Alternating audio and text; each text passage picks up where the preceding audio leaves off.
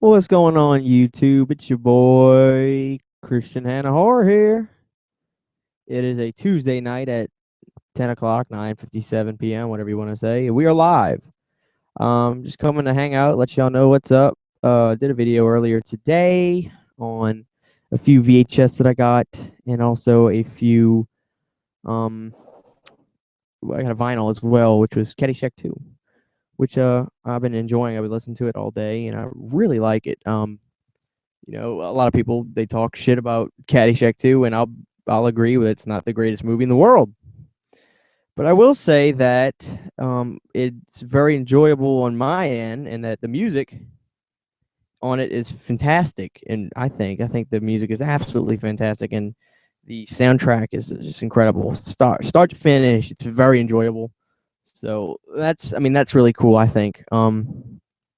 Basically, we'll do the same thing as last time. This is a ask anything, whatever you guys want to talk about, whatever. If not, I'll just ramble for a little bit and we'll hang out. We'll chat it up, whatnot. So you guys do know I mentioned earlier I'm leaving town Thursday, going to my brother's. It's called the white coat ceremony. I'm not exactly sure, what it's for exactly. He's in dentistry school. He hasn't graduated. He started a little over a year ago. I guess it's one of the plateaus, and the first plateau, I guess, in dentistry school. Not exactly sure. You know, not exactly sure what it is, but I guess it's a big deal. He's gotten through his first year, and it's a ceremony thing. He graduates to the next level, which I'm very happy about for him. So we're going to do that. And he was telling me he's got some huge Halloween stores. He does have a Spirit, but he's also got I think it's called the Halloween Superstore. He told me that some of the stores he's got down there, like the Kmart and whatnot, actually has the 6-foot animatronics in the store. So that's pretty badass. So we'll have to go check that out. And you guys, I got a couple comments saying please get some footage. So without question, I will get some footage for you guys because I want to see it as well. So I'm very excited about that. Um, and I hope it's be a good weekend. Has anybody seen See No Evil 2 yet? I think it just came out today. I haven't seen it yet, so I don't know if it's any good or not. I'm hoping some of y'all have seen it. Um, Let me know in the comments section if it's any good. I know Danielle Harris is in it. I'm not really a huge fan of her. I like her. I just liked her as a kid more, I guess. You know what I mean? She still looks like a kid to me. I know a lot of people say, "Oh my God, she's so sexy," and she's fairly attractive. I'll give you that. But to me, it's just, I just see her as a little kid, and she still is pretty tiny. So, but besides the fact of that, I have heard a few good things about See No Evil 2. Um, so very, very anxious to see that. I guess. Trying to think if there's anything else new that's come out. I'm not too sure if there is anything out right now. I'm trying to think. No, I think that's about it. Um, Also, there was Annabelle that's been out in theaters. I have not seen that yet, so I don't know if it's any good or not. You guys tell me because I haven't seen it. Besides that, I don't know. Let's see. Let me check something out. Oh Lord.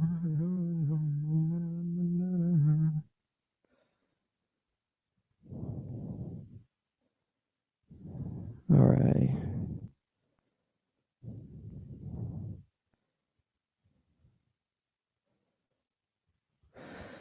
But I got a few things I can show you guys real quick.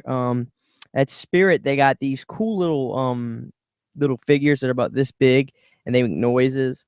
I'll show you this one I got a couple years ago. It is the little scarecrow looking Scream, and he sounds really cool.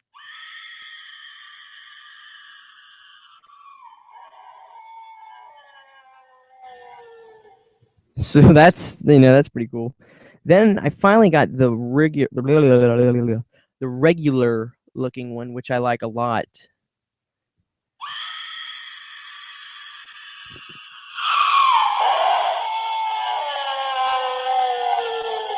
So he's pretty cool as well.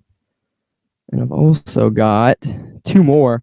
The clown I got is this little sucker right here, and he's pretty creepy looking.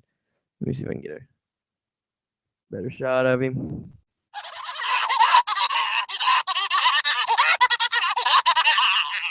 That's a nasty little bastard. And I've also got the Frankenstein, which is really cool. So here's him.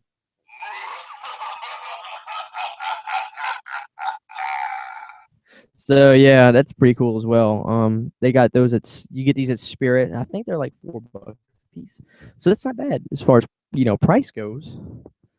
I think I've got some old comments that I want to go back and talk about. Let me look in my messages real quick, and we'll see what's what. All right.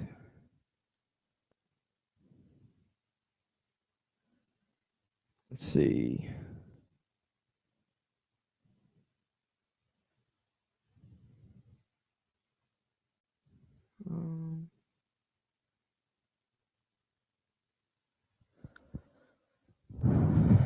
Here's some fun old ones. And one old question that somebody had asked me was Chucky versus Leprechaun, which I think would be a kick-ass movie. It would either be really bad or just kind of bad. You know what I mean? I don't know if it would be really good. But personally, I think that Leprechaun would win because you think about it, Chucky, he does his spell. It's funny because Chucky does the spell stuff, but the only time he ever did it was to hurt his whatever his spell master guy. He seemed to have done that to kill him, and he used a voodoo doll on him. But other than that, Chucky never did anything. Chucky never did anything with magic besides that. And to change bodies, you'd figure he could do some kind of spells to kill people, but he never did. So with that being said, I think that if they really fought, Leprechaun would beat the motherfucking hell out of Chucky because Leprechaun did all kinds of spells and shit. That was all he was good at doing, really. So frankly, I think that I think Leprechaun would beat him. But as far as the films go, let's not be coy. The Leprechaun films ain't as good compared to the Chucky films. That's just a fact. But the first three Leprechaun films I do enjoy. I think the first one's really good, and I also think the second one is a little bit better, honestly, because I kind of like horror movies that take place kind of in a big city. I don't live in a big city, but I just enjoy the way big cities look and the atmosphere. And I'd like to live in a semi big city one day. I definitely want to visit Manhattan. I want to go there. I want to go to Las Vegas. I want to go to all kinds of big cities. Los Angeles, maybe not Los Angeles because I don't know. I am in a rock band, so it'd probably be good to go to Los Angeles, but I hear it's wild over there. But Manhattan, for sure, I want to go to Manhattan without a doubt. Manhattan would be the place for me to want to go, simply because Jason took Manhattan. But back to what I was saying, the Leprechaun films, the first three is pretty good. The second one is good, and the third one was good as well. But after that, the Leprechaun in Space, that's probably one of the worst movies I've ever seen, man. I had a buddy of mine ask me, like, hey, is the Leprechaun in Space good? I said, brother, say that out loud to yourself. He started chuckling. He goes, what do you mean? I say that out loud to yourself. Leprechaun in Space. There's absolutely no way in hell that Leprechaun in Space is any good, I promise you. It is a shitty ass movie. And the In the Hoods are not that bad. That I will say. I think the In the Hood movies are pretty good. The second one, Back to the Hood, I think is actually better than In the Hood. But also, what I was saying, when it comes to the movies between the two, the Chucky movies, the shit storm didn't start till I guess really the fifth one. I mean, frankly, some people don't like Bride of Chucky. I think it's okay. Um, but the first three, I don't have a complaint about any of them. I think the first one is I don't want to say best. Yeah, I'd say the first one is the best one. To me, it is. I just have an opinion though. The second one is very good. Um, and the third one I love. Some people don't like the third one, but I think the third Child's Play is kick ass. I love the military theme aspect of it. I think that is different. It was cool, but it was rushed. You can tell the movie was rushed, very rushed, because it came out, I think, just 9 months after the second one came out, which is pretty bizarre. I mean, that must have mean that they started filming the third one after the first week of box office revenue came in for part two. So after, I guess, they noticed that this movie was a success, okay, we got to make a third one, and they did. And then I waited, damn, like 7 years to do another one. So when Bride of Chucky came out, which was directed also, I think, by Ronnie Yu, Bride of Chucky, which is the guy who did Freddy versus Jason, which I don't like that movie that much. Um, that's a topic I'd like to bring up here in a second. And if you guys hear any of this, please drop a comment, throw in your 2 cents. But let me finish. Ronnie Yu is the guy who also directed Freddy versus Jason, but I thought he did okay with Bride of Chucky. That's a franchise that I feel a little more okay about going down the drain or getting a director who's never seen any of the movies directed. That's a franchise I love and respect a lot, but it's not the golden child, of something that I like about the Freddys and Jasons, which I'll bring that up in a second. But then when you get Seed of Chucky, it was 99% comedy, and no, I take that back. It was like 99.9% comedy and 0.1% horror. So it was just a little too much. So I didn't like that. But that's a topic I'd like to bring up. I am passionate as hell about the Jason series, the Freddy series, and the Halloween series. Probably a little less in the Halloween series. It's weird because I love the Halloween series, but to me that's the franchise where the least things piss me off.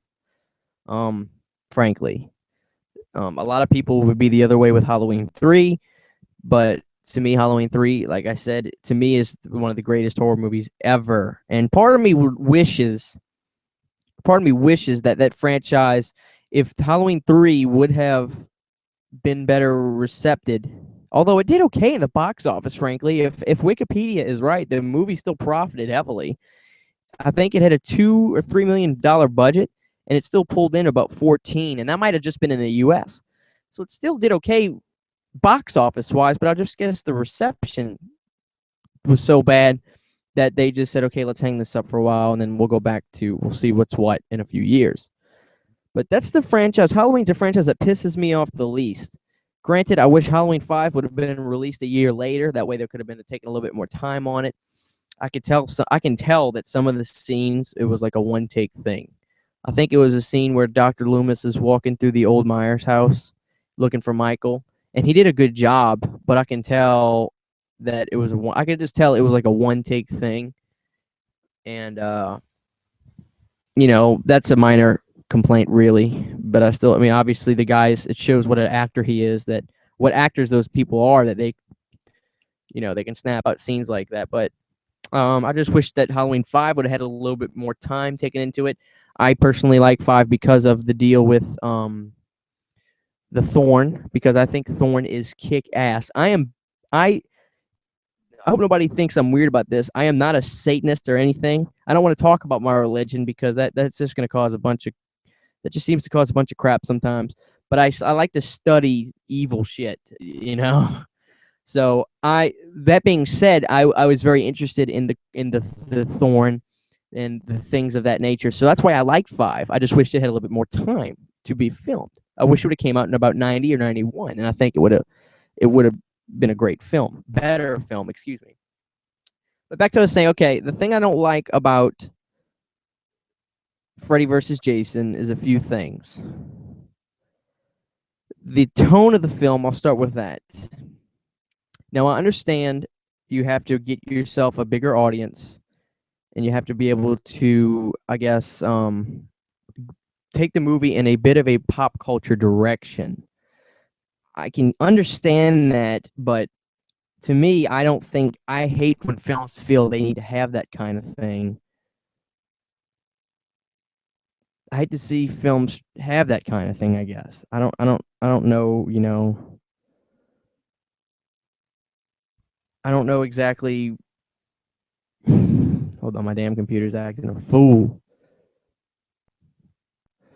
Um, Number one, I think it was a girl from. I don't think it was Destiny's Child or something, some black girl. And I'm not saying it because she's black. I'm not racist or nothing, but she's from some group or something. She could not act worth a shit.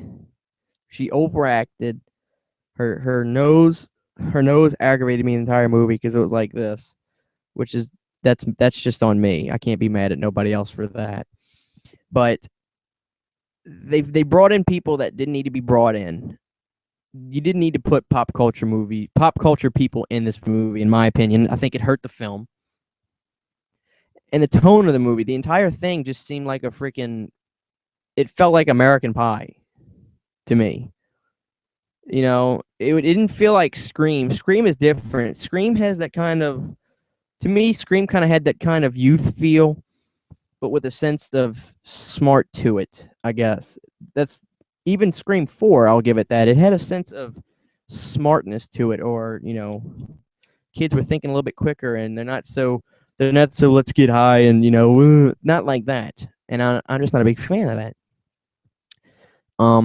So that was one thing I did not like about Freddy versus Jason. The other thing I don't like was the style of the entire style of the film in regards to the directing, with the fight scenes with Jason and stuff. It felt too much like WWE to me, kind of staged, over the top, over dramatic. When I think of Freddy versus Jason, I think of horror movies, and this movie did not feel like a horror movie at all to me. It felt like a Die Hard or something, or it felt like just an action movie. It felt more like an action movie, I guess what I'm trying to say, a comedic action, an American Pie action movie. That's what it felt like to me. And another thing that really bothered me was who played Jason. I don't dislike Ken Kirzinger personally. I think he would have been better suited for maybe the remake of Friday the 13th. It's just his portrayal of Jason. And maybe I shouldn't put so much blame on Ken as I should put on the director. But they kind of wanted Jason to be more sympathetic. And they wanted him to kind of have a Frankenstein kind of appeal. I just couldn't get behind it. I'm not just going to say I'm a Kane Hodder fan and that's it. I had a lot of respect for the guys who played Jason. I thought Richard did a fabulous job. Richard put evil intent into Jason, and you could see that in the movements, and you could see that in the character. And I also saw that with the old guy. What's his name? Guy in part 4. What's his name? The Jason in part 4. His name has slipped my mind.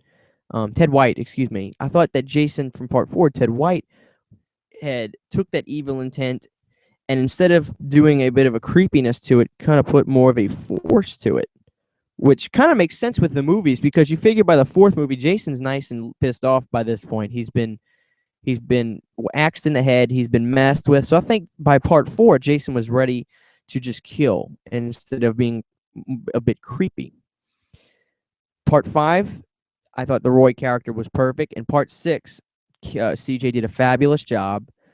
Part 6, CJ took the character and kind of, I think to me, he kind of took a little bit of personality out of Jason, which kind of makes sense to me at this point because he's dead. He's dead, zombie dead. But he had a malice about it and an intent about the character that I thought just fit perfect for the film. And to me, Friday the 13th Part 6 is like the original idea, like the original feel of Scream. I love the way that Part 6 was. It was witty and it was smart, and the characters had already knew. It's like the characters lived in our reality, if you will, which I thought was great. Now, when you bring Kane Hodder into the picture, this is where I'm going to tie into why I think he should have been Freddy versus Jason. To me, body type wise, I preferred more of the almost like ripped and muscled up look of Jason in part 7 and part 8 and even part 10. I wasn't a big fan of the way Jason looked in part 9. His clothes, body type wise, the Jason looked right, bulky, big chested, big arms. But come on, why did Jason have his shirt tucked in? And, you know, I've always thought that was a little bit funny. Jason had his shirt perfectly tucked in, and Jason goes to hell. And he even had, I think he had a belt on. Where the hell did Jason get a belt? But anyway, he should have been in Freddy vs. Jason for me. And I don't know whose fault it was, whether it was the director's fault, whether it was Ronnie's fault, whether it was New Line Cinema's fault. I have a feeling it was more New Line Cinema than Ronnie Yu. But I definitely don't think Ronnie lobbied. I definitely don't think Ronnie lobbied for Kane. Finally got a comment from my buddy Clifford. Let's see what you got to say. Well, Clifford, my question is this. Clifford says, I wish they followed Daniel Farran's original script for Halloween 6. Check it out sometime if you haven't. The producer's cut is close, but not quite what he had in mind. Clifford, I would absolutely love to, but I need you to tell me where I would be able to check out the... Do you mean just check out, like, download the script off the internet and read it? Or is there a movie, or do they have a cut somewhere on internet or something of the original script as close as it can be? Let me know about that, because as you know by now, I'm a huge fan of the producer's cut. So give me some information on that, brother, and get back to me if you can. But what I was saying is, definitely think that they should have used Kane to fix Freddy versus Jason. It would have made a little bit less money because it was less pop culture, but the real fans would have been there. We would have supported the movie. We would have gone back and seen that mug more than once in the theater if the movie would have had the tone of, say, part 3 or 4, where the characters can be funny and have a sense of humor, but don't give the entire movie a sense of humor, I guess what I'm saying. Don't make the movie a joke. Because whenever I say Freddy versus Jason to myself, I can't say it without being like, this is a dumbass movie, or it's an American Pie action film. That's what it is. But they should have used Kane, in my opinion, because Kane, I just didn't like the character of Jason in Freddy vs. Jason. The look was okay, I guess, but Kane would, if those two really would fight and Freddy came into the real world, somebody sucked him into the real world, I think that Kane's Jason would have destroyed Freddy in the real world. But to me, the Jason in Freddy vs. Jason portrayed by Ken Kirzinger, to me, Freddy should have obliterated that Jason because he was slow. And Freddy's fast. It shouldn't have even been a fight. It was because it had to be for the movie. But just being a real fan, those kinds of things aggravate me because I got so much passion and respect for the series, if you know what I mean. I can't stand it when Hollywood gets their hands on things that were made by fans. Friday the 13th was a series that survived because of the fans. It grew because of the fans. And it's still alive today because of the fans. Friday the 13th is the blue-collar American horror film. It's not like The Shining. It's not like, these other kind of sophisticated horror films, if you will. Because to me, The Shining was a very intelligent film. What I mean by blue-collar horror films, when I think of back in the day of a family going to see Friday the 13th, I think of the dad getting home from the body shop. I think of the dad getting home from driving the truck. The families, the regular American hard-working people that want to go and enjoy a good time and watch a horror film that they can get behind. Jason was the American horror, the American blue-collar horror character. And that's what I love about Jason. That's the way I see him. I see Freddy in pretty much the same light, but I got so much respect for the Friday the 13th franchise because, like I said, to me, the movie came out of pretty much desperation from Sean, and it was a movie that America could get behind. The average working man, that's their type of film, horror film. To me, it survived because of us, the real fans, and it's going to keep going because of us. And it's a shame. If it was up to me, you would give the Friday. If it was up to me, this new Friday the 13th film coming out next year, I would give it to, Red Shirt Pictures, or I would give it to another company, a smaller company, for them to put passion and pride into it and not say, what's just going to make $1 million in a week. Because I'm sick of seeing, it hurts me when I see my franchises get ruined. But that's the world of Hollywood. And it's a shame. But my point being, they should have put Jason. They should have put Jason in. They should have put King Hodder as Jason. If I was going to make Freddy vs. Jason again, put Jason as Kane Hodder, who has the same birthday as me, by the way, and make the tone more of a horror film. And don't get behind one of the characters. I wouldn't have tried to get the crowd. I wouldn't have tried to get the audience behind Jason, because to me, he's just as evil as Freddy.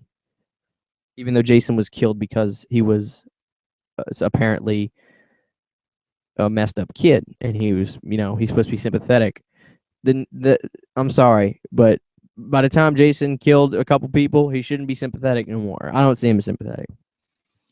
Clifford writes in, the script can be found online to read. Well, thank you. I will have to check that out, because I'd love to get behind. I'd love to see what was in Daniel's head. Sydney asks, if you could rid the world of any horror movie, which would it be? Rid the world of any horror movie, which would it be? Hell, I don't know. It's pretty hard to say. Let me look.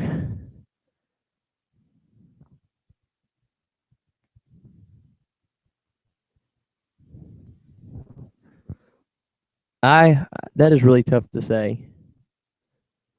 If I could rid the world of any horror movie, I'd pick one that I don't give a shit about, so it wouldn't affect me, I guess. Pinocchio's Revenge. I don't know. I could care less if Pinocchio's Revenge ever happened or not. To hell with Pinocchio's Revenge. And I got that mug on laser. But let's see. And there's another thing that bothers me with.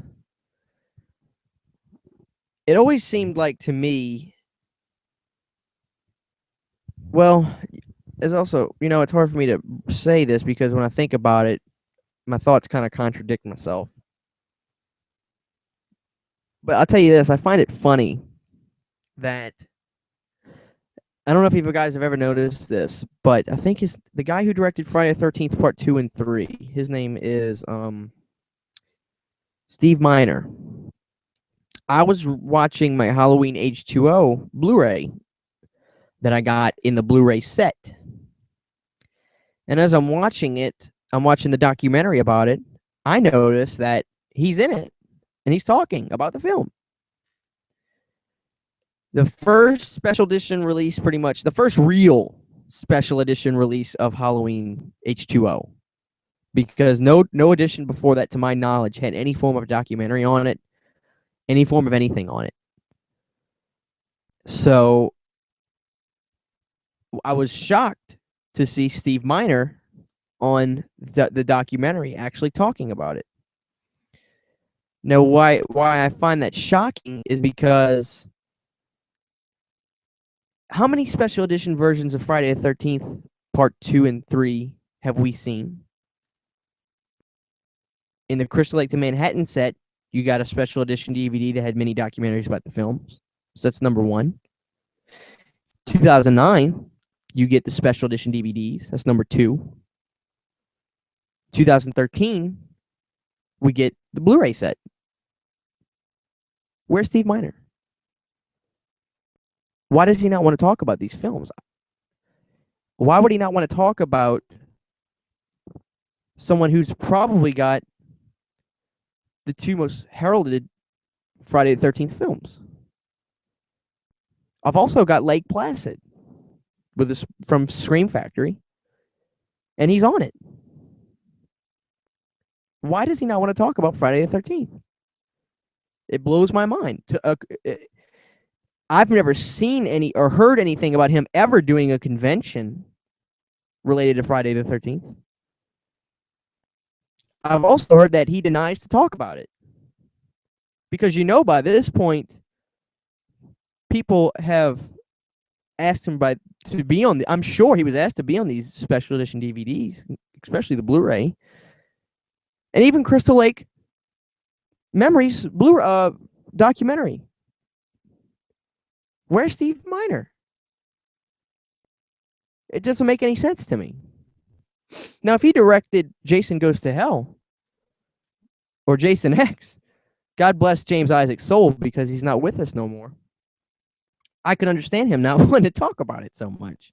But he's directed two of the best films in the series. And he's silent. Is he embarrassed? Sean Cunningham, who doesn't ever say much. He refuses to do conventions at least every couple years. Makes a notion to do a documentary, to be at a convention. But I don't get what Steve Miner's all about. It doesn't make any sense to me. So that's just something that I don't get. And Old Man Jenkins writes in, you were right about FVJ, but we got the FVJ versus Ash graphic novel. Now, that's another thing that I was going to bring up.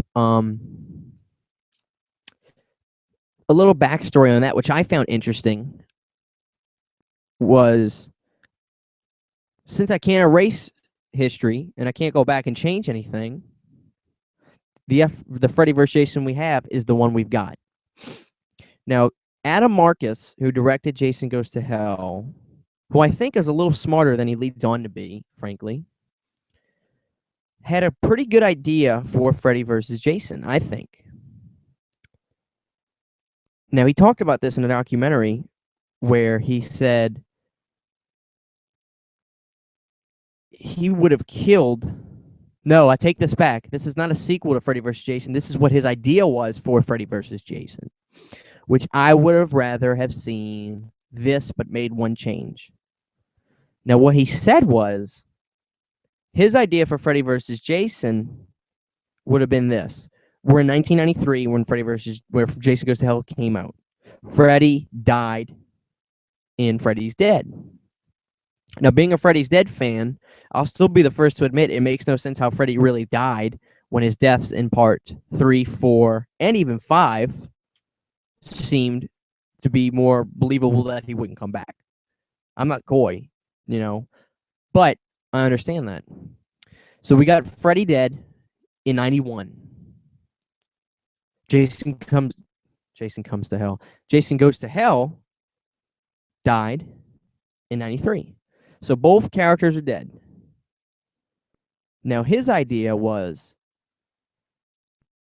they both are sent to hell. Now, his idea from this point was they were gonna be presented to the devil, and the devil was gonna say, I'm gonna propose a contest. Now, the contest is gonna be, I'm sending you two both back up. And the person who brings me the most souls, including these three characters, three people, not characters, will survive. That person will go back up and be Hell's assassin. The other is stuck here and gone forever. Now, here's where the problems lied in his script. Adam Marcus put, I believe, Heather Langenkamp's character, Creighton Duke, who was in Jason Goes to Hell, and I believe, the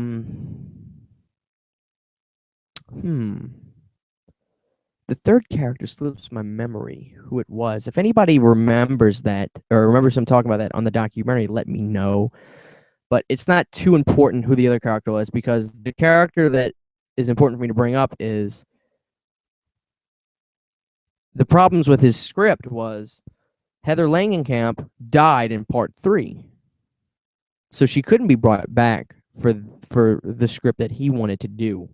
Now, Creighton Duke survived, but you would had to have come up with some other idea. I would have brought in new characters personally, and the changes that I would have made is if we're on New Line Cinema, instead of it being the devil, which probably would have got a crappy, look for anyway, you could have done Pinhead, which would have worked because we're on New Line Cinema. New Line was owned by Freddy. New Line had picked up Jason, but not Friday the 13th, just Jason. And New Line owned Hellraiser. To my knowledge, they did. I'm pretty sure they did. It looks like it. Wait up. Actually, I take that back. I think Dimension or Miramax actually own Hellraiser, so that wouldn't have worked. But still, I think that script could have worked and been a little cooler with much more of an evil intent.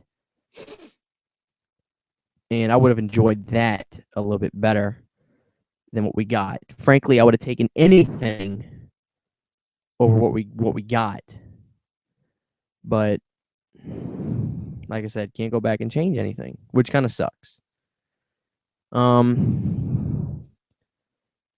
As far as the Nightmare on Elm Street series goes, frankly, I don't have too much to complain about. But one thing I will say that I don't like as much. I don't want to say don't like, but I just wasn't a fan of the character, and it's not because I just don't want to like her. It's not because it's not because I just don't want to like her. I was never a big fan of just Heather Langenkamp's character. I didn't like the way she acted, I guess, but I take that back. I liked Heather Langenkamp a lot more in 3 than I did in 1. To me, she overacted a little bit in the original Nightmare on Elm Street. I don't know. To me. Now, I still think the first one is the most historic one. It's not my favorite. But it was, the music and everything was invented in part 1, the story. The spinning room scene. Well, the room's not spinning, but that's the trick they used to do it, which is groundbreaking. It was crazy because when I was watching it, before I watched the Never Sleeping Again documentary, I myself was like, how the hell are they doing this? I thought it was so cool. But fast forward to part 2, which is my favorite, which I always thought came out in 86, but apparently it came out in 85. I thought they vamped up the look for Freddy to look a little bit better.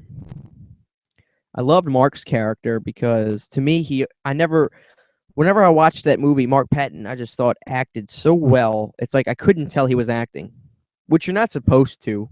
If you're watching a movie and you can tell somebody's acting, obviously they're not doing that well. But he was so good at that role. I enjoy.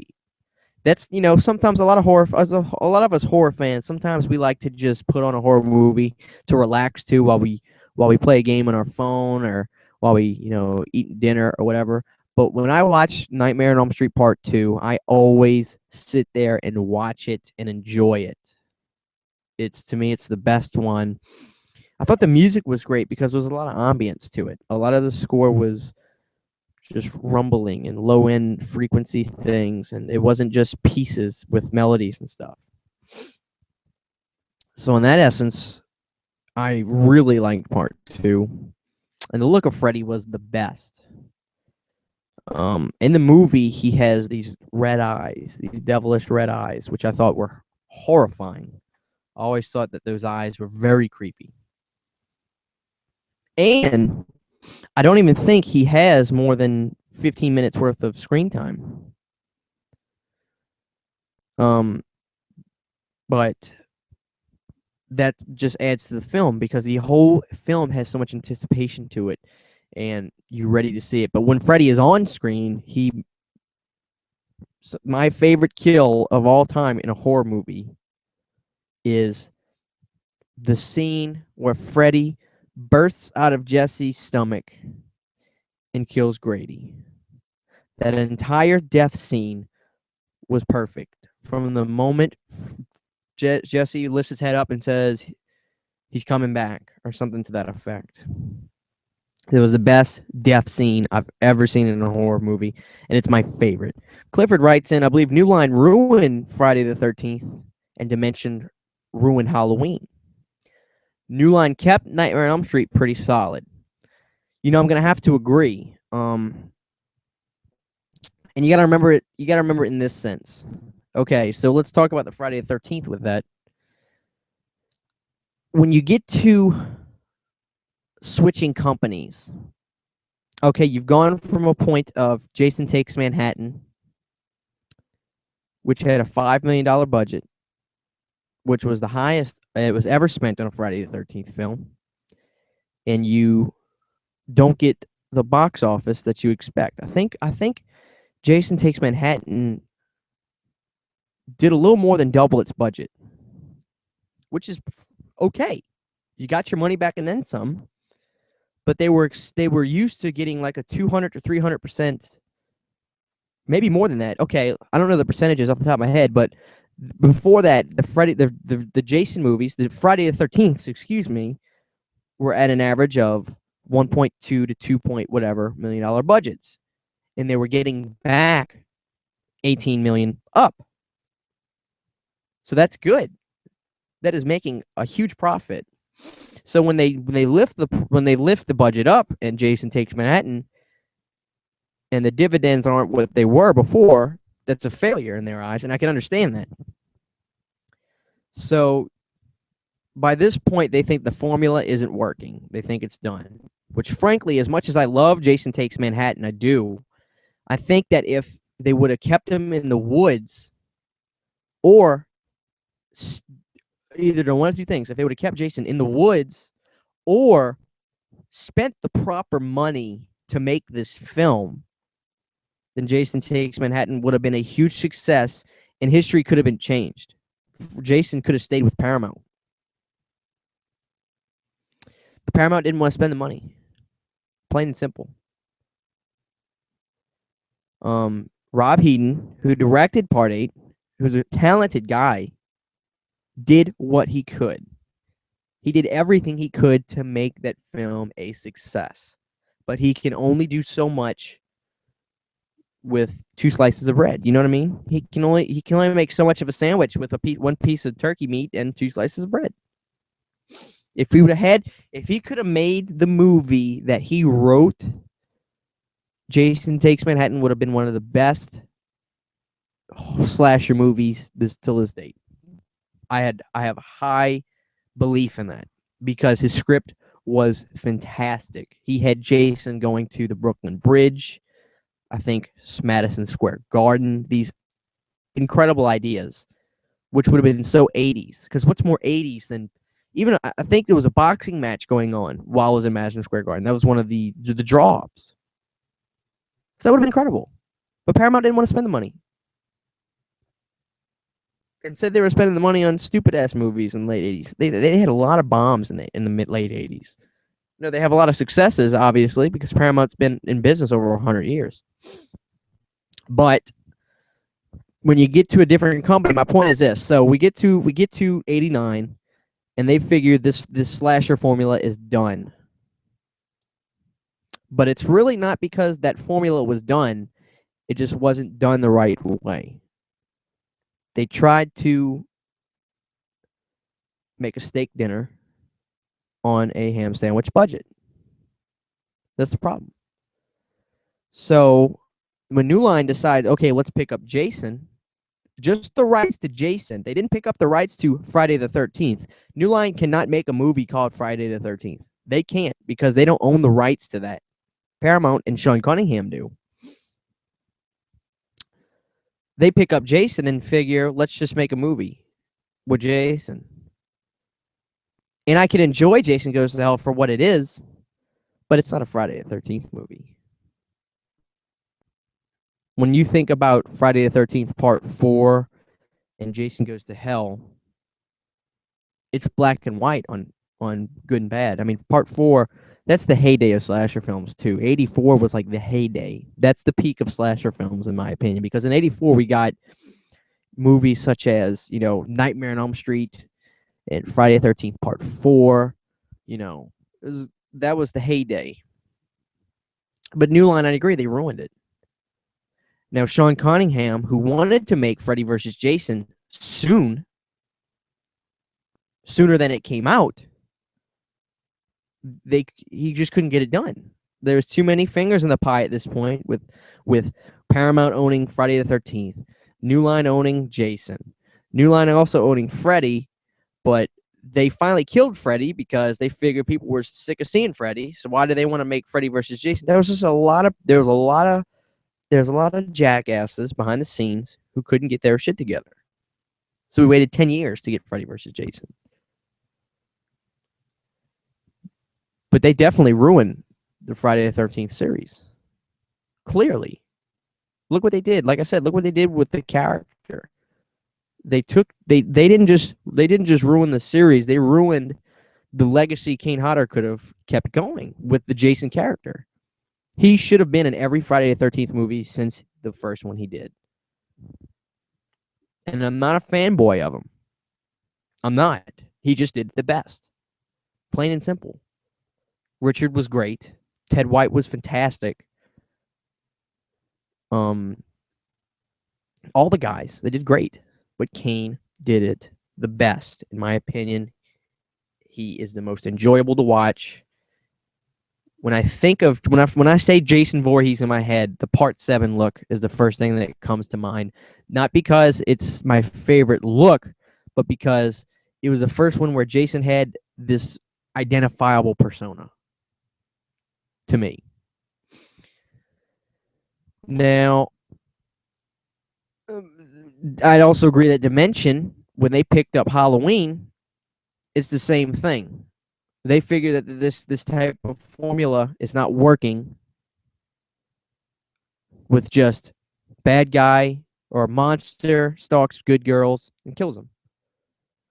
It's not necessarily just the formula. You got to realize why Halloween was such a good movie. Halloween is such a good movie because of the music and the way the movie was shot. It was such a cinematic movie. It was very cinematic. All the setup scenes, all the scares, very cinematic.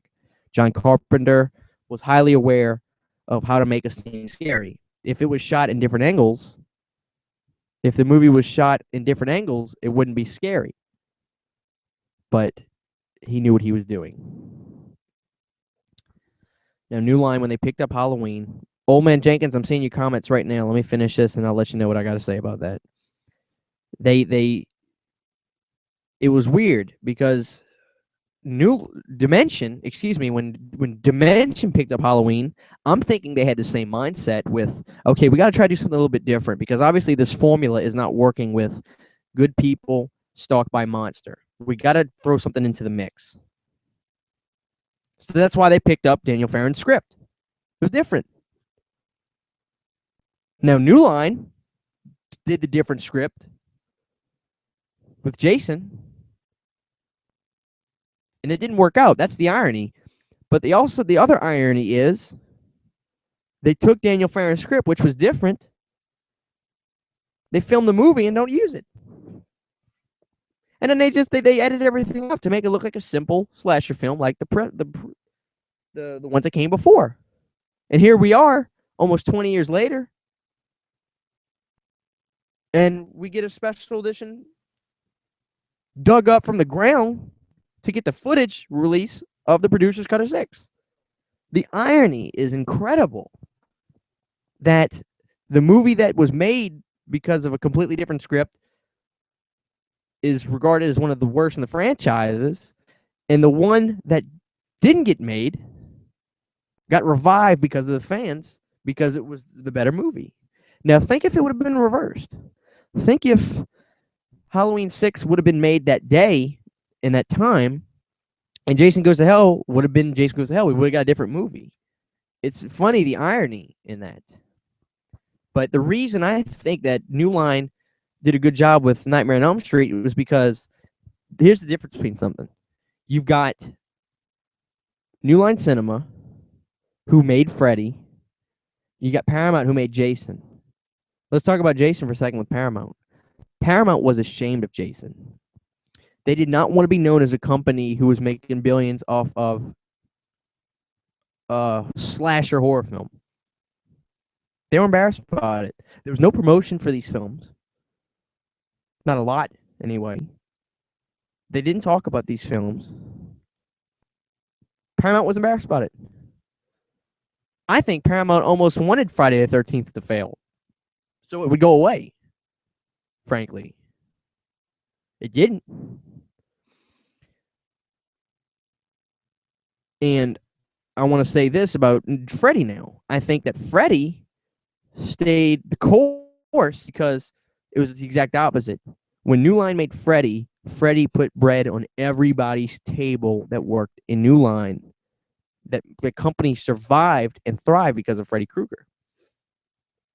So New Line promoted everything. New Line was synonymous with Freddy Krueger. So Freddy was everywhere. Freddy was promoted heavily with New Line Cinema, which shows in the box offices. Because when independent films such as Nightmare on Elm Street Part 3, when New Line was still an independent company, and Nightmare on Elm Street Part 3 is making $42 million,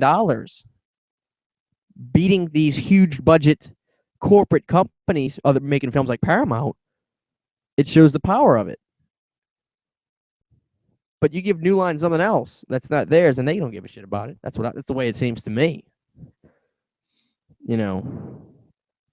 Old Man Jenkins right in. So, what's your favorite Vincent Price film? I'm gonna be honest with you, dude. Sydney, if you're still watching this, you comment about that, because to be honest with you, Old Man Jenkins, I don't watch a lot of old films. And to be honest with you, those names, Bela Lugosi, Vincent Price, is up, they kind of run together. I'm sure I've seen a bunch of Vincent Price stuff, but I don't know what my thoughts are exactly on what my favorite one is. And I don't want to sound like an idiot and say an old movie that I think it was him and he's not. But Sydney she's got the masters in the old school stuff. So I'll let her drop a comment on that if she sees it. And you also ask, what are your thoughts on 2009 Friday the 13th? That's a good question. Frankly, I did not think there's a few complaints I have about the remake of Friday the 13th Part 9. 2009 Friday the 13th. There's a couple things I don't like about it, but overall I did enjoy it. I thought the characters were good in the movie. You had the stereotypes. You had the jocks, the potheads, the dorks, the pretty boys. You had all that. You had the characters there. You had the characters right. And you had the other kind of main character who was looking for his sister. Big, good-looking guy who you can get behind. The audience can get behind. That's great. The only problems I had with the movie was there was some authority figures in. Well, no, I take that back. There was a cop in one scene, but that was about it. But it seemed like no cops or anything went into Crystal Lake. So I guess that wasn't a big deal. I guess the really only complaint I have is this. I'm sorry, I'm rambling. My only complaint in Friday the 13th remake 2009 is the fact that Jason kept a prisoner. That seems to go against a lot of things with Jason, because if you ask the two guys who wrote the movie, they would tell you that it's not really a remake. It's just kind of a latter day Friday the 13th as what would Jason be doing now in 2009. That was my only problem, is that I don't think Jason would take a prisoner. Now, I know there's some deal about the girl who had the necklace on her neck, but to me, Jason does not take prisoners. As soon as he sees you, he axes you. Now, I don't know if the two guys who wrote the script wrote that in there, or if that was done for kind of to raise the stakes. But other than that, frankly, I don't have much of a complaint. I thought Derek did a fabulous job. I thought Derek I thought Derek was a mix between Kane and like kind of a mix between Richard and Kane, to where he stalked very well and he could move his body slow, but he still had the brute and the physicality of Kane Hodder when he went to attack. So I thought Derek did a kick-ass job, and you can tell because he's a fan. It's a wonder. It's a wonder how good these films can turn out with these characters when you give it to somebody who wants to do it. If you put somebody behind the mask who doesn't give a shit about Jason, you're gonna get a Jason who doesn't give a shit. Real fans will see that. But I thought Derek, God bless him, did a fabulous job. So I'd give the remake about a 6 out of 10. I just wish that he wouldn't have taken a prisoner. It just seems so weird when I watch it, because it's like Jason thinks too much in that movie. He'd obviously have a lot going through his mind if he's holding this girl captive. To me, Jason thinks, but he only thinks about how I'm about to kill you. And that's what I liked about Jason, because it's like there is no bargaining with this man. If he sees you, you're gone. If he gets his hands on you, you'll be squashed. And that's the Jason I like. So other than the fact that Jason took a prisoner, I thought that the Friday the 13th remake was good. Clifford writes in, are you getting the Nightbreed director's cut in the 28th? Cabell, the novel it's based on, is my favorite Clive Barker written work. To be quite honest with you, I have never seen Nightbreed before. I don't know who directed it. I've heard of it. It's just a movie that has slipped my my path, I guess. But I would love to get my hands on it, because I'm hearing fabulous stuff about it on the grapevine. A lot of people talking about. You're not the first person to ask me that, by the way. Are you getting the director's cut of that? So I probably will, because it looks like it's going to be a good watch, and it probably is.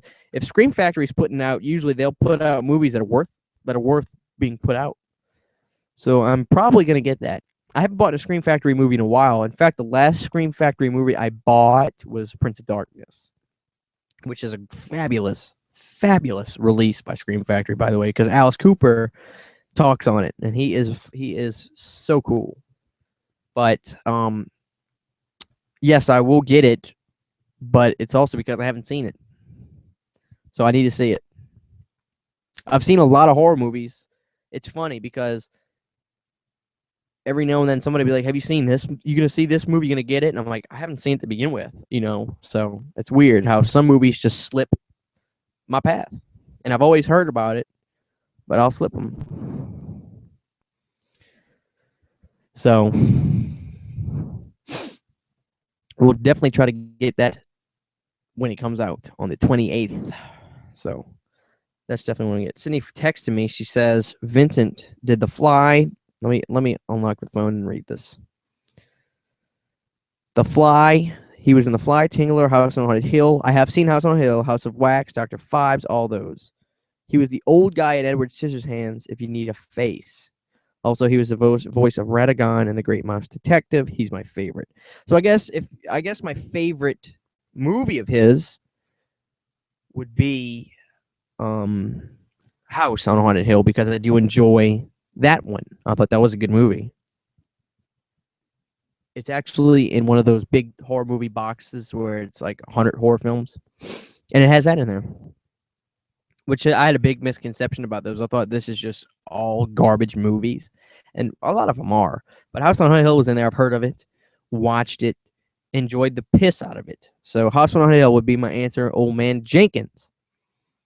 The Fly. Let's talk about The Fly for a second, because that's something I wanted to bring up about movies having, remakes being better than the original. That is one exception I can think of to me, because I have seen The Fly, the original Fly. Excuse me, I'm getting a little sinusy. Cronenberg's Fly, I think who's done it? David Cronenberg, excuse me. with what's the guy's name who was in that? Dude from Jurassic Park. What the hell is his name? Jeff Goldblum. I thought Jeff did a fabulous job in that movie. I thought he handled the transformations over time, emotion-wise, handled them perfectly. And I just think that was a film that was meant to be made in the 80s. The creativity and the thought behind it in back in the day, I think the 50s is when this came out. I think 50s or 60s. I think it's 50s. Was there. Everything was great about the movies. I don't have a complaint about the original Fly, but basically they did what they could in that day and age. Now, with the physical effects reaching their prime in the 80s, what they did with The Fly with Jeff Goldblum was just incredible. And to me, that is one of the best sci-fi movies of the 80s. I think a lot of people forget to mention that movie when they talk about, the best of the 80s as far as sci-fi goes. You've got such awesome films such as Alien and things of that nature, but The Fly was just incredible. So that's another one. And another remake that I thought was better than the original was The Blob, believe it or not. Once again, the creativity, the story, the acting, all that was there in the 50s. It was. I think that came out in the 50s as well. The date slipped my mind because I'm not a big 50s enthusiast or old school black and white horror movie enthusiast. But once again, with physical effects reaching their peak, I think, in the 80s, the late 80s to be more exact, The Blob was just a movie that to me was meant to be made in the 80s. And it was, graphic looking movie, especially that scene where they're in the hospital with the old man or whatever, and the doctor walks away and they go back and lift the sheet over him and his body is just deteriorated. And then the blob goes on the ceiling and falls on the guy, and the guy reaches out and he's inside the blob. Just horrific and just incredible what those people were able to do with those movies. It really was. So, that's something. Whoa, shit. That's something else that I thought was just absolutely incredible. And if you guys can think of any remakes you thought were better than the original, I'd love to hear what you guys got to say. So feel free to chime in on that. But, I do remember Vincent Price's face now because I remember the old guy from Edward Scissorhands. And I think, he's somebody that gets all the respect in the world because he's a true horror actor. And he was good, man. I swear to God, he was good. But, another franchise that I think as good as New Line handled... Well, let me see. Because I think the original... I was going to talk about Hellraiser for a second. But I think the original Hellraiser was done by a independent company. If memory serves, I can't remember. But Dimension picked up the Hellraiser films, and I thought Dimension just did not give a damn about them. And the irony is, they kept releasing them. And I don't think they were making that much money, to be honest with you. I think they started going straight to video after, the third one. Now, the third one is actually my favorite Hellraiser. And the weird thing is, Paramount picked up the rights to make Hellraiser 3. Paramount picked up the rights to make one of the movies. I found that really weird because I have all the DVDs for the Hellraiser series, and I'm putting them on the shelf. And I like to know what company makes the films. So I'm looking at the DVDs, and I see Dimension for the majority of them. And oddly enough, the first two I see Anchor Bay on, Hellraiser 1 and 2, but they're just distribution, I think, for home video. But the third one is Paramount. They just decided, hey, let's buy Hellraiser for a movie. And then they sold the rights to Dimension immediately after that. So that's just weird. And that's probably why I will never get a full Hellraiser box set, is because Paramount bought the movie to make one movie, to make the third movie, and sold it back. Because to my knowledge, we've never gotten a full Hellraiser box set. Now, Doug Bradley, who I met, who was Pinhead, was one of the nicest guys I've ever met in my life. He was a true gentleman, very, very courteous. When I met him, I'm looking at the picture right now. When I met him, very nice, very, it's like he almost felt bad that he was charging us to get his autograph and stuff, because he was my very first autograph I ever gotten at a convention. And the very first guy I ever got my autograph for at a convention. And I was like, Doug, how much? And he had to be like, it's 20, really nice. But he was awesome. I got a picture with him. I'll keep it till the day I die. I'll probably take it to the grave with me. Clifford writes in, The Thing is better than The Thing from Another World. I'm going to take that one step further. I think The Thing, John Carpenter's The Thing, is one of the best sci-fi movies on the planet. I think as far as brute horror, very little comedy, just a little bit of comedy, and I'll tell you what was funny in that movie in a second. But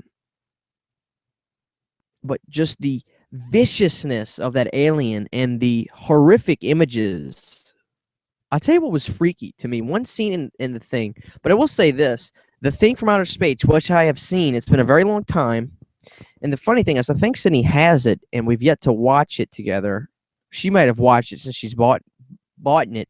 I just haven't had the urge to want to rewatch it, I guess, because I have seen it before. And he was kind of like a Frankenstein monster. I think John wanted to do The Thing based off the original. I think it was the original novel. I could be completely wrong, but for some reason, I'm remembering something to that effect. So the thing about that I liked about The Thing was it was so scary, and there was no hope for the audience member. There really wasn't. It was, we're all gonna die. It's like you can't leave the theater feeling good after seeing that movie, which is, to me, what a real horror movie is about. I don't go to a horror movie to want to leave saying, "Yay, we beat him. We beat the bad guy." To me, I want to see a horror movie. I want to see what is not real, which is, or not what we want to be real. You know what I mean? I want to see The Thing. When I think of a true horror movie, I think of The Thing, which is also a sci-fi film. I thought that it had a lot of stuff going against it, which was, what have we been seeing in horror movies, which is pretty typical. To get the audience to get behind the characters, we usually get a female, an attractive young girl, because to a lot of people, that's, especially, I guess for the demographic for horror movies, I don't want to say it's all male, but usually with every female, a male goes. So I think what it is as a general audience, it's easy to get behind a young woman, an attractive young woman who is being attacked. I guess it's easy to have an emotional investment in it. The thing that, no pun intended, but the thing that The Thing had going against it was, it was an all-male cast. And it wasn't a bunch of sissy guys. These were men. You know what I mean? This was back in the early 80s. These were real men. But it just goes to show what John is capable of doing with a movie, which was, like I said, an all-male cast. Which, by the way, you had a bit of investment in really all of those characters, to me anyway, was because they were all very identifiable. You had, Kurt Russell, who was kind of like the character you would be in the movie, because it's kind of behind his perspective. And you also had the realist people who were trying to be like, this is not going on, whatever, blah, blah, blah. You had all these great personalities in the movie. No character was wasted in The Thing. John Carpenter's The Thing.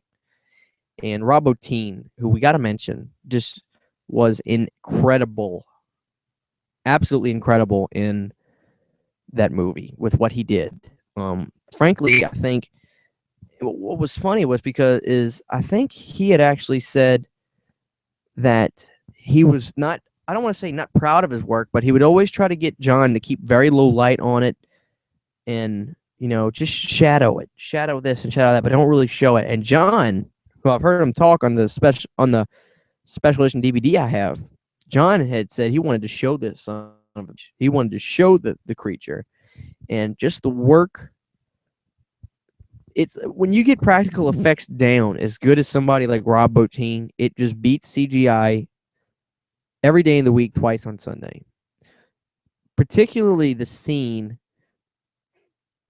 where the guy's laying on the table and they're trying to give him CPR and he's going clear, and the stomach eats the guy's hands, rips his hands off, and then the head stretches down the table and drags down. It's all there in camera. There's no digital effects processing to add to the shot. It's all right there, and it looks absolutely incredible. I would put it up against some of the top movies nowadays in CGI. I really would. And I just wish practical effects would be used more in Hollywood. And they're still there, but not as much as I would like to see it. So when it comes to The Thing, that is a great example, and I can't believe I forgot to bring that up, frankly. The Thing is one of the greatest remakes ever. It's just absolutely incredible. And I'm trying to think if there's any other that would go along with that. Now, here's a movie I don't think I've ever talked about, but I would like to bring this up, is Curse of Chucky. Frankly, I loved it. I thought that it was kind of cool to take the movie and put it in kind of a throwback feel where this house doesn't seem like a house anybody would live in today's age. It felt very old school, the way the old horror movies took place in castles and caves and things like that. It had that feel to it to me, and it felt very throwback with no escape kind of feel. Nobody really ever ran out the house or tried to get away, it seemed. I thought Fiona, I think's her name, Fiona, I forget her last name. I think her name is Fiona. She's the daughter of the guy who did Fiona Dourif, excuse me, who was the star. I thought she did a very good job, and she looks exactly like her dad, which is so funny to me. But I thought Curse of Chucky was awesome. Old Man Jenkins writes in, have you seen any of Peter Jackson's early films? As a matter of fact, yes, I have. And I'm going to say the one you're probably expecting me to say. But off the top of my head, it's the one that comes up. And there is one thing I'd like to bring up about Peter Jackson. Dead Alive, or Brain Dead, is known in regions 2 and 3, I think. Now, Dead Alive has the reputation of being one of the most goriest horror films ever made, which is not far from the truth, frankly, because my God, is it bloody and gory. I thought Dead Alive, which is my brother's favorite, I guess you can call that a zombie film. One of my brother's favorite zombie film, is absolutely incredible. The opening scene with that monkey rat or whatever is stop motion. I love the scene where they go to the zoo and the mom of the main character, the guy, the mom gets bit by that nasty ass thing, and then she squishes its head like a pimple. Just nasty. But I thought that was absolutely incredible. I really did. And that movie is a little hard to watch still. That movie is still pretty nasty, especially the scene with he's got all these dead people at the dinner table. He's got the preacher there, and he's got all these dead people, and one of them's neck is completely cut open, and he would feed one of them, and it would take a bite, and the food would come out the neck. Just absolutely disgusting. And the end scene where the mom comes back to life, and just horrific. But that movie is awesome. Dead Alive is one of the best Peter Jackson films, man. No, to me, the best Peter Jackson film. If we're going to talk about Peter Jackson for a second, I have seen The Lord of the Rings. I've seen the King Kongs. I've seen King Kong a number of times. I've seen each Lord of the Rings once. I have seen them once. And I saw Hobbits 1 and 2. My favorite, and what I think is the best, I think both of them, though. I think The Hobbit 1 is Peter's best. That's just me. There's going to be some I haven't seen, obviously. I haven't seen all of his films, but that's what I've seen. And I highly enjoyed The Hobbit because I enjoyed the feel of... I saw The Hobbit 2, and the reason I like Hobbit 1 was because it was a group of bums, if you will, a group of these misfits that got together and went on this journey. And I can relate to that.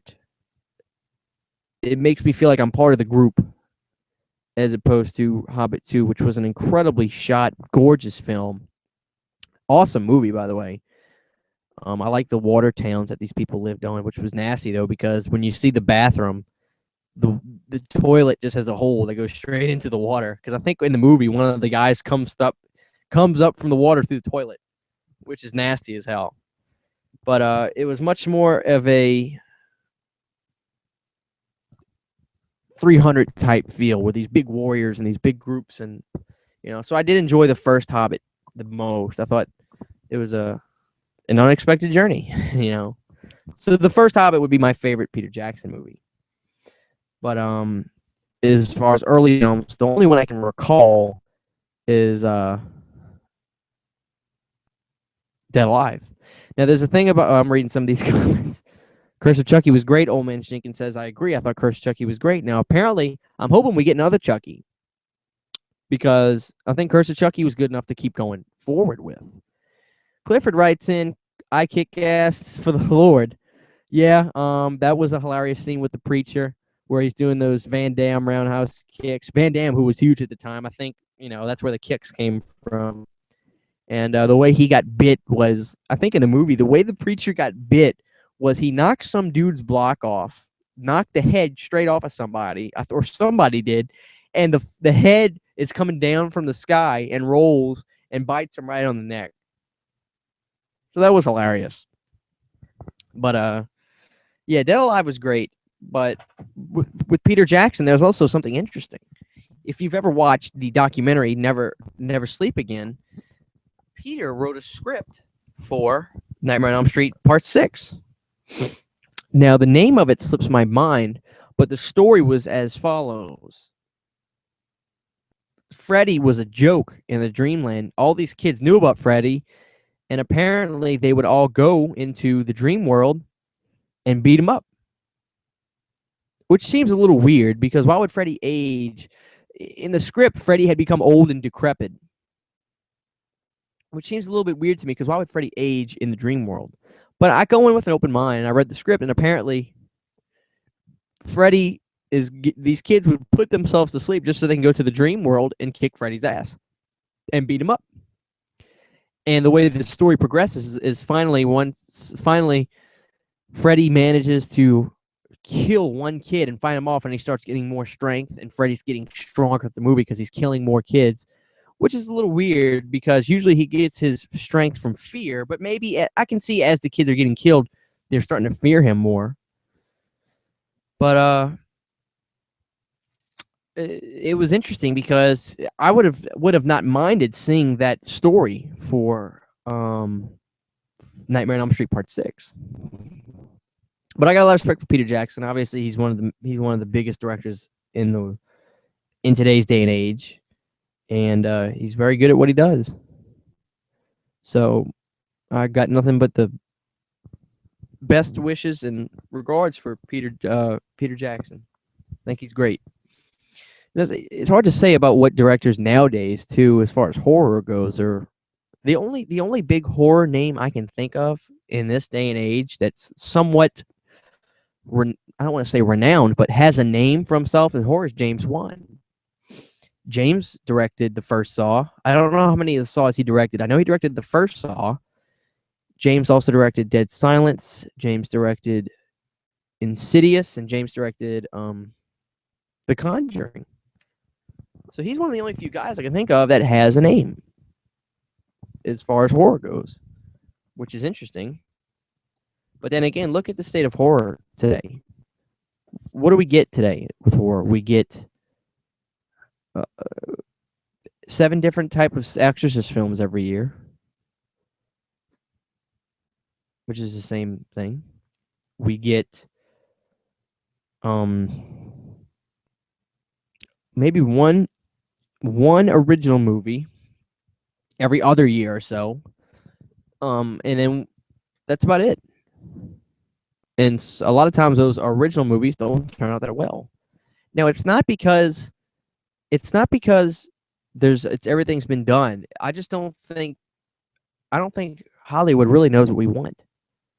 Now, some of the movies in the last couple of years I think that were good were I did enjoy You're Next, and I really enjoyed the shift in tone midway throughout the movie.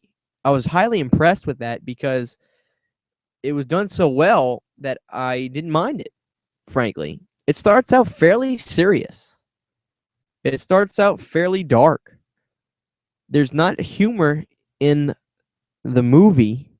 Now, the characters had personalities with humor, but it didn't make the movie feel like a comedy. You know, you just chuckled at some of the arguments the family had, but it still felt very dark in tone. And it felt like midway throughout the movie, it shifted into a comedic horror movie with the way she was fighting these guys, throwing blenders and screwdrivers in their head, and you know, it was done very well. And I loved You're Next. And I really, frankly, I liked it so much. I hope it doesn't get any sort of a sequel or anything. I think it's a great film that can just stand by itself and move forward. Not to mention who's left, who's still alive from You're Next besides the girl. I think she lived. If memory serves, she set up that booby trap when the front door got opened. A nail gun or something, a hammer, was going to go straight into somebody's face, and a police cop opened the door, and she's screaming no, and the movie ends. So there's really not much to go with from that point anyway. But You're Next was a great film, and honestly, I can't think of too many more. Clifford writes in, I'm not a huge fan of Eli Roth. Now, the only thing that comes to mind when I think of Eli Roth, correct me if I'm wrong, did he do Hostel? I think he did. Or he might have done the sequel. I think Quentin Tarantino produced the first one, but he didn't direct it. I think Eli did Hostel. I could be wrong, but I want to say he did Hostel, which I enjoyed. I watched Hostel 1, 2, and 3, and frankly, the only ones that I really enjoyed was the first one. I really and Eli might have done the Collector, but probably not. I just can't remember. But I did highly enjoy the first Hostel. I thought it was very strange. It makes me never want to leave the country. It's got a very dark, gritty tone. And I don't like the feel of foreign films that much. And obviously that film wasn't done in America, I don't think. But I did enjoy the first Hostel. I thought that the fact that these people paid to murder people was just, oh my God. And it was very, very gripping because I was watching it by myself and I felt the power of it. You know, I put myself in these guys' shoes, and it was could you imagine just being strapped in this chair in this dungeon type place where these guys are just going to torture you till you're dead.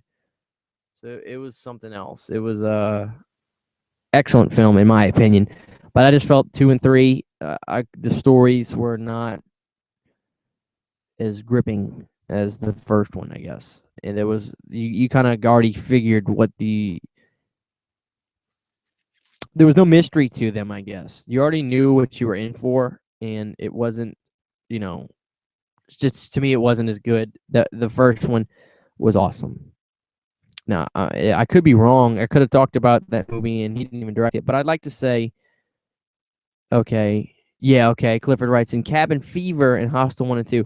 Now, Cabin Fever was that had, I think, the kid Sean from Boy Meets World in it, which I did enjoy Cabin Fever, but not near as much as the original Hostel. Like I said, I thought the original Hostel was a great movie. I did enjoy the first Hostel. But other than those two guys, off the top of my head, I can't think of anybody else that has a name. It doesn't seem like directors can have much of a name anymore. In horror, especially. You know what I mean? It's just, it's all about, I don't know. I can't even understand what's going on inside Hollywood's mind now, day and age. But thank God we still got film festivals and independent film festivals and things like that that really keep, movies alive. And I think that's really good. And I wish I would have, financially I can't just do it right now, but they have the Hot Springs, Arkansas Horror Film Festival that Tamara Glenn, who was in Halloween 5, sponsors, and she's going to be at. And there's a lot of big names that are going to be there. The director from Puppet Master 1 is going to be there. I think Tyler Mane, who was Michael Myers in Halloween remakes 1 and 2, is going to be there. Excuse me. There's just a lot of great stuff. So that would be something that I would love to have gone to, but unfortunately, I just can't do it. But maybe next year. And I'm gonna go to my convention in May of Texas Frightmare. They've already got some great names. Malcolm McDowell is gonna be there, who was Dr. Loomis in Rob Zombie's Halloween, which I did enjoy his portrayal of Dr. Loomis in that. I thought that was good. We're also gonna have a lot of good people, so it's gonna be fun. And I will definitely try to get my butt there. I know I'll be at that Texas Frightmare. I wouldn't miss that for the world. There's a lot of great stuff. It'll be my second convention, so I just had that other one I did last year. This is awesome. But other than that, I think we're gonna wrap it up soon. I think it's getting late. Everybody's going to bed. I've lost a lot of y'all, but this was a good chat. Thanks for everybody who participated. Enjoyed it. And yeah. Anybody who watches this after it's live, and you have anything you want to chime in, go back and drop a comment. I'll go back and I'm gonna check the comments on these and I'll chime back in, and we'll try to do this again. I'll try to do a weekly kind of thing like this, kind of the beginning of the week, a Monday or Tuesday. Highly enjoyed it, and yeah.